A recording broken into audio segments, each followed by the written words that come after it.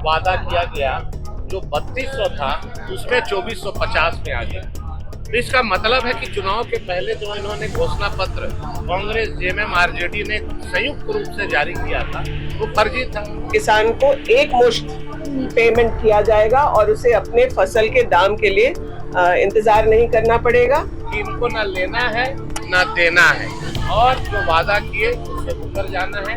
जो अपने मैनिफेस्टो से मुकर सकती है तो क्या वो अपने बजट से भी नहीं मुकर सकती?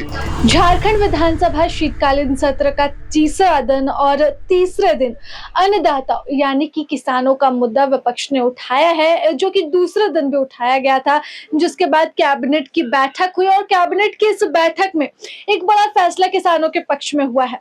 2450 रुपए प्रति क्विंटल की दर से धान की खरीदी दर जो है वो तय कर दी गई है। लेकिन विपक्ष के अभी कई सवाल है। सबसे पहला सवाल तो ये है कि सरकार अपने वादे से मुकर रही है, वादा खिलाफी कर रही है, क्योंकि इसी सरकार ने वादा किया था कि 3200 रुपए प्रति क्विंटल के हिसाब से धान की खरीदी तय की जाएगी। लेकिन जब 3200 से सरकार 2450 पर आ चुकी है तो ये कभी भी वादा खिलाफी कर सकती है। तो वहीं दूसरी तरफ धान खरीदी के लिए कोई सेंटर नहीं बना है, जो भी बड़ा सवाल है। विपक्ष का आरोप है और डर है कि किसान इस कमी के कारण बिचौलियों को अपने धान बेचने को मजबूर हो रहे हैं, जिससे ना तो उन्हें सही दाम मिलेगा और ना ही सरकार की योजनाओं तक पहुंच पाएगी। तो बड़ा सवाल यहाँ पर विपक्ष ने जरूर उठाया है। तो वही सत्ता पक्ष दूसरी तरफ सब पूरे मामले पर अपना पक्ष रख रही है और कह रही है कि ऐसा कुछ भी होने वाला नहीं है। आप भी सुने किस तरह से पक्ष और विपक्ष किसानों के मुद्दे पर जो है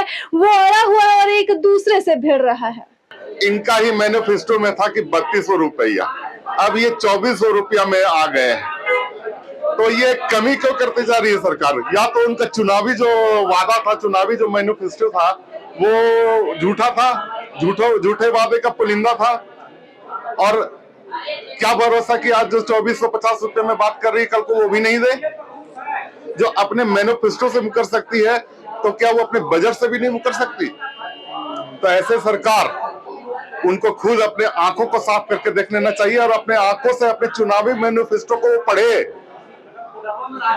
और तब बोले कि हम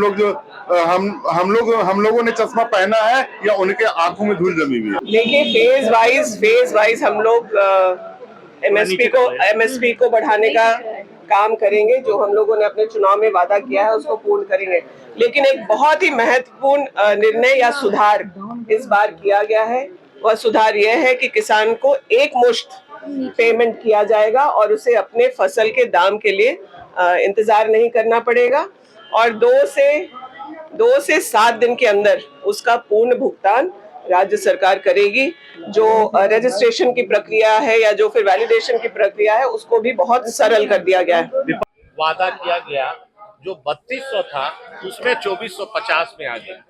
तो इसका मतलब है कि चुनाव के पहले जो इन्होंने घोषणा पत्र कांग्रेस, जेएमएम, आरजेडी ने संयुक्त रूप से जारी किया था वो फर्जी था।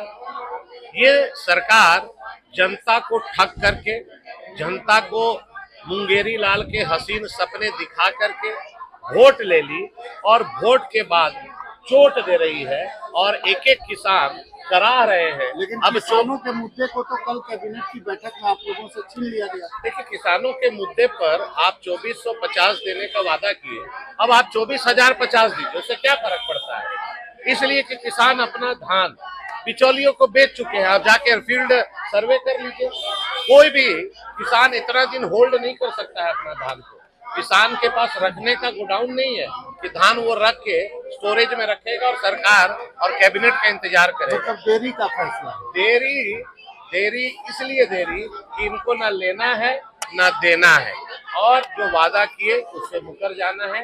यही हेमंत सोरेन सरकार की फितरत है। प्रभात खबर।